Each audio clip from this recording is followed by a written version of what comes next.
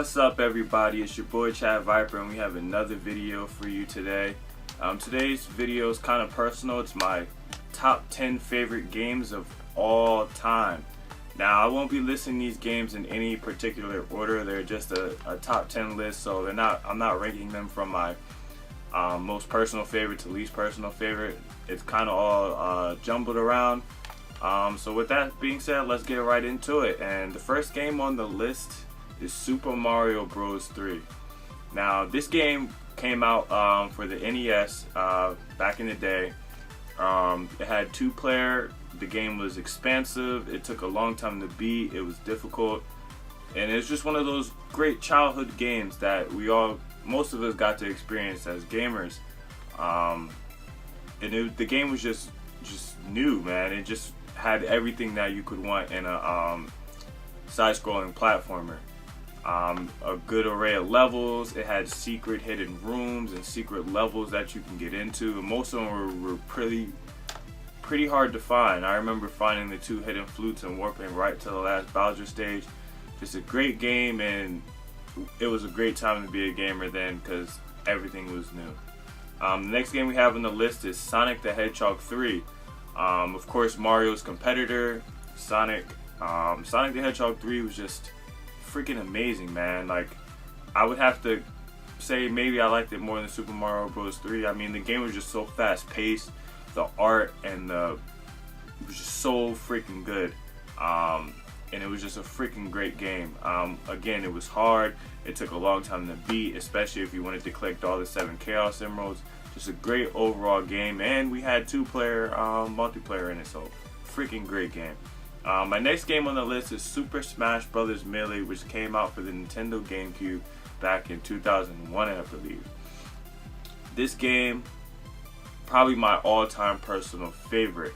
I remember getting this game for Christmas back in 2001, and it was just that new Nintendo beat-em-up, 4-player action, items, all that kind of stuff. Just an amazing game. And once I found the technical side of Melee, wave dash, L cancel, and high-level competitive play, I was hooked for life, and I still play this game to this day. Just a great overall game. The next game on the list is The Legend of Zelda: Ocarina of Time. Now, of course, this game has to be on the list because it's one of Nintendo's best freaking games ever. One of their most largest, expansive games, and one of their first Zelda games to ever become true 3D. I don't even need to go into why this game is so good because we all know why. Just a freaking great story, great combat, tons of dungeons, exploration, the time travel thing. Just Ocarina, man. Great game. People still love it today just because of how good it is. Next game on the list is Street Fighter 4. I played my first Street Fighter game pretty late. Street Fighter 4 was definitely my first Street Fighter back in 2008. And once I started playing the game, I was hooked. I instantly started to learn combos, get better. I started to watch other players. This is when I learned about Daigo and just the Evo and the FGC community. It really opened my eyes up to some other fighters besides Melee, even though Melee can be considered a party game. But just a great series. The first one, I love the music in the first one. Great array of characters and stages, and it was just a great game to play with friends. And I remember, competing in college and here at home just all the time with my friends in the game. Next game, Pokemon Yellow. This came out way out back in the day, man, and just every kid had Pokemon, man. You had your Game Boy Pocket, or your Color, and you walked around with this game looking for other people to fight. Like, it's Pokemon, man. Like, the original 150 or 151 Pokemon, as you can say it, which was the golden era of Pokemon. Just a freaking great game. You got to get all 3 of the starter Pokemons, plus you got Pikachu following you. It's Pokemon, man. What else? Next game on the list is Mass Effect 2. I bought the Mass Effect trilogy for PS3 in 2013 for my birthday. I popped in Mass Effect 1, fell in love with the game. Beat the game in like a few days. It took me like 16 hours. But then I played Mass Effect 2. And oh god, was I freaking hooked. Mass Effect 2 just capitalized on everything that was good about Mass Effect 1 and just made it so much better. We had more weapons, better level up system, better exploration, flying around in your spaceship around the nav map. Just freaking great game, great freaking story. And everyone who plays Mass Effect loves Mass Effect. Like, it's freaking Mass Effect, man. I have played Mass Effect 3, haven't beaten it, but Mass Effect 2 was just the game for me. It was just that game, you know. It was just such a good experience with the game, such good memories. Just really good game, man. Next game on the list is Gears of War 2. I happen to like all the 2 games in, you know, franchises for some reason. So I remember picking up, I played through Gears 1, loved the game, loved the multiplayer, loved the story. Then comes Gears 2, which same thing as Mass Effect 2, just ups the ante, you know, just gives us everything good that we loved in Gears 1 and just gives it to us in the second game.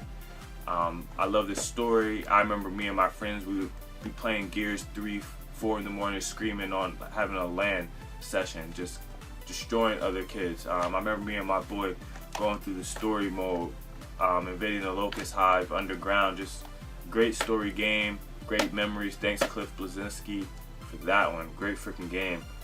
Next game on the list, Mario Kart 64. Man, this Mario Kart was the freaking best one. I don't care about any other Mario Kart. This Mario Kart was the best Mario Kart to ever come out. And I think because it was the first 3D Mario Kart that we got. The previous Mario Kart was on SNES. Good Mario Kart, but Mario Kart 64, man, great tracks, great array of characters, great freaking items, and it was less BS back then than it is now in Mario Kart. You know, and just had a whole bunch of shortcuts and power sliding. Just great freaking game. No other Mario Kart can compare to Mario Kart 64. The next game we have is Super Mario 64. One of Nintendo's releases with the N64 console back when it dropped in 1996. And this game just revolutionized gaming.